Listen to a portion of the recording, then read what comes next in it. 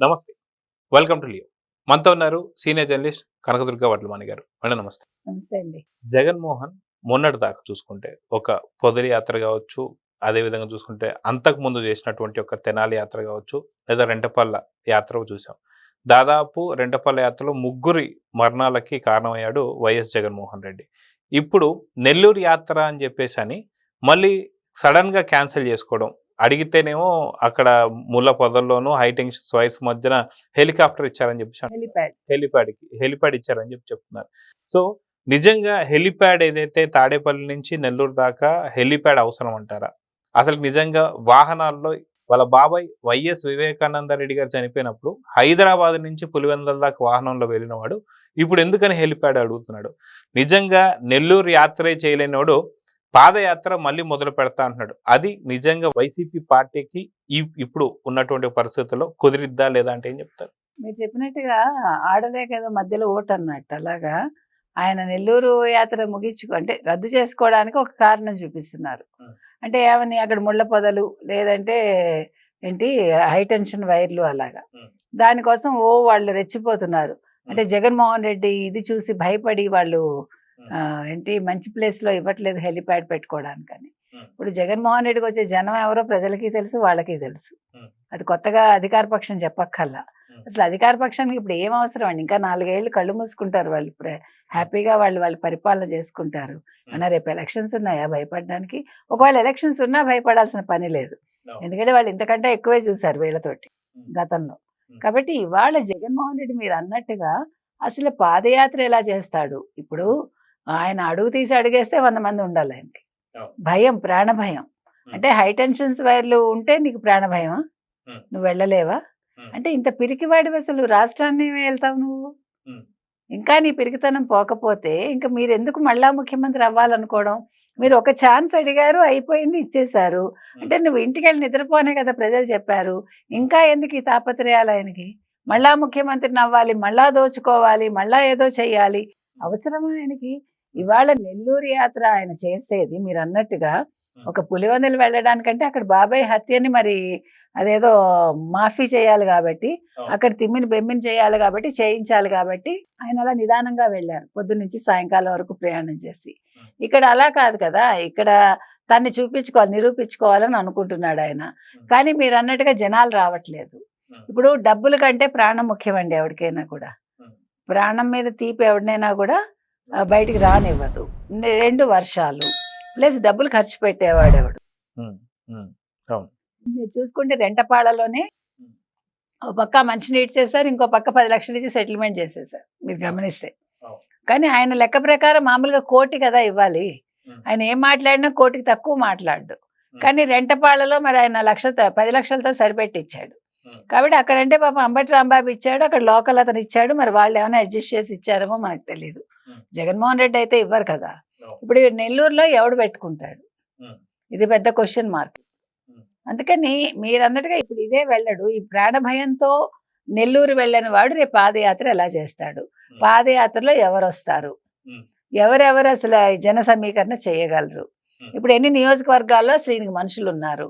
ఎందుకంటే నిన్నగాక మొన్న యువతతోటి మీటింగ్ పెట్టుకుని అంతా మీదేను, ఇంకా మీరు రండి, నేను మిమ్మల్ని ఎమ్మెల్యే చేస్తాను, మీరు రండి ఎమ్మెల్యేగా మారండి అన్నాడు ఆయన.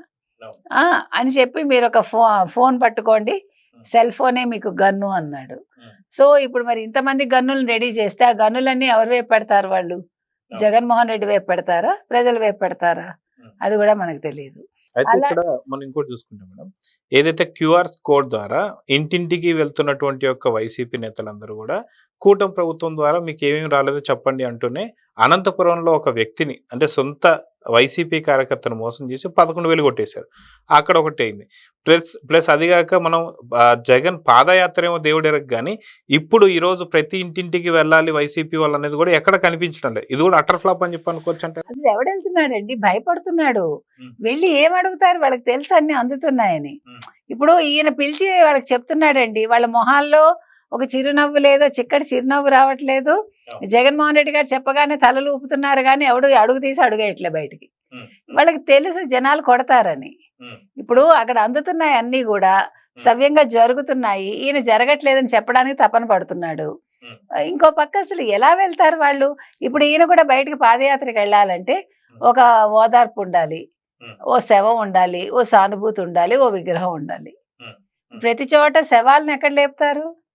ఎవరిని చంపేస్తారు మీరు? ఇప్పుడు మీ పాదయాత్ర లక్ష్యం ఏమిటి? లేపడమేనా? ఎవరిని లేపుతారు? అంటే మొన్న రెంటపాళ్ళ ఊరికి వెళ్ళినప్పుడు ఊరికో ముగ్గురు లాగా అవును, ఎన్ని ఊర్లు ఎంత మంది ముగ్గురిని బలి తీసుకుంటూ పోవాలంటే ముగ్గురేంటి? అది 3 పవర్ ఆఫ్ ఏమైనా అవుతుందా మనకు తెలియదు. ఇక్కడ 3తో ఆగింది. ఇప్పుడు 1, 2, 3 అనుకుంటూ 3లో ఏమైనా అవుతుందా? జనాలు భయపడుతున్నారు. ముందు లోకల్ లీడర్స్ భయపడుతున్నారండి. ఇప్పుడు అసలు ఎవరున్నారని? ఉన్న 10 మంది ఇది కేసుల్లో ఉన్న వాళ్లే కదా, జగన్మోహన్ రెడ్డి చుట్టూ ఉన్న వాళ్ళు. ఇప్పుడు వీళ్ళందరికీ యూత్ అంతా మిమ్మల్ని ఎమ్మెల్యేలు చేస్తానంటే వాళ్ళు మా పరిస్థితి ఏంటని రేపు పొద్దున పార్టీ వదిలేసినా కూడా ఆశ్చర్యపోక్కర్లా. అవునా కాదా? ఇప్పుడు వీళ్ళని ఎమ్మెల్యేలు చేస్తానంటే వాళ్ళందరి పని ఏంటి? అంటే జైలు పట్టుకుని తిరగాల వాళ్ళు? ఇప్పుడు వాళ్ళు ఆలోచిస్తున్నది అది. ఏది ఏమైనా ఆయన పాదయాత్ర చేసినా కూడా అటర్ ఫ్లాప్ అవుతుందండి. ఇప్పుడు ఎందుకంటే ఒక దశ దిశ లేదు, అక్కడ ఏమీ లేదు. అప్పుడంటే చెల్లుంది, తల్లుంది, ఇప్పుడు వాళ్ళు లేరు కూడా. ఇప్పుడు చెల్లెలే దుమ్మెత్తిపోస్తుంది. కాబట్టి ఏం పెట్టుకుని వెళ్తాడు ఆయన? ఏం అంశం ఉంది ఆయన చేతిలో? నన్ను ముఖ్యమంత్రిని చేయండి అని మళ్ళా చెప్పుకుంటాడా 4 ఏళ్ల తర్వాత? ఏదో కొనబోయే గది పెట్టబోయే బచ్చలని దేనికి వెళ్తాడు? అదే ఇంటికి వెళ్ళిన ప్రతి ఇంట్లో కూడా కనీసం ఒక 4 నుంచి 5 ఉంటారు. ఒక మహిళ వచ్చేసి ఖచ్చితంగా తనకు వచ్చే 3 సిలిండర్ల గురించి చెప్పుకుంటది.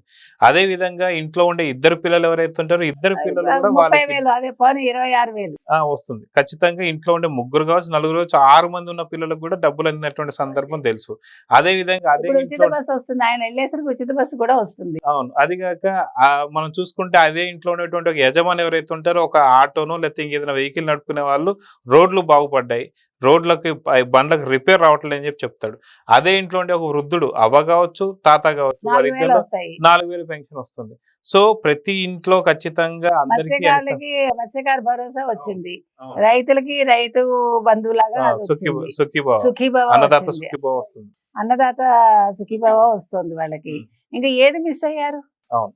అయితే ఇక్కడ ఇంకొకటి కూడా ఏంటంటే అనంతపురంలో ఆ స్కానర్ వల్ల 11,000 కొట్టేసిన తర్వాత ఏపీలో ఉండే ప్రజలందరూ కూడా వైసీపీ వాళ్ళు వస్తే ఒకటి నిర్ణయించుకున్నారని చెప్పి ప్రజలు అనుకుంటున్నారు. ఏంటి అంటే వైసీపీ నేతలు ఎవరన్నా వస్తుంటే గుంపులుగా మందలుగా వస్తారు కాబట్టి ఫస్ట్ ఇళ్ళకి తాళాలు వేసుకొని కిటికీలోంచే మాట్లాడాలనుకుంటున్నారని చెప్పి తెలుస్తుంది. మీరేమంటారు దాని గురించి? కిటికీలోంచి మాట్లాడేటప్పుడు కూడా కొంచెం కొంగు కప్పుకొని మాట్లాడితే బెటర్ అని నేను చెప్తా. ఎందుకంటే ఏది పోతుందో ఏది ఉంటుందో తెలియదు. ఎందుకంటే అందరూ చెడ్డవాళ్ళు కాదు, వైసీపీ వాళ్ళు చెడ్డవాళ్ళని నేను అంటలే. వైసీపీ కార్యకర్తల పేరుతో గుండాలు వచ్చిన దిక్కుండదు కాబట్టి చెప్తున్నాం మనం. అంటే వాళ్ళు ఉండేదే వాళ్ళు కాబట్టి అంటే అది పూర్తిగా మనం చెప్పలేం కదా. కాబట్టి ఆ గూండాల బారిన పడకుండా మిమ్మల్ని మీరు కాపాడుకోండి, మీ ఆస్తులు కాపాడుకోండి, మీ డబ్బులు కాపాడుకోండి అని మనం చెప్తున్నాం. ఏది ఏమైనా ఇప్పుడు పాదయాత్ర ఎందుకు చేయబోతున్నాడు, ఎవరిని లేపబోతున్నాడు, ఇది చర్చనీయాంశంగా ఉందండి ప్రతి చోట. సో చూద్దామని ఖచ్చితంగా జగన్మోహన్ రెడ్డికి సంబంధించినంత వరకు పాదయాత్ర ఉంటుందా లేదా అంటే వైసీపీ నేతలకే సరైనటువంటి స్పష్టత లేదు. సో చూద్దాం జరగబోతుంది. Please subscribe to Leo News for more videos.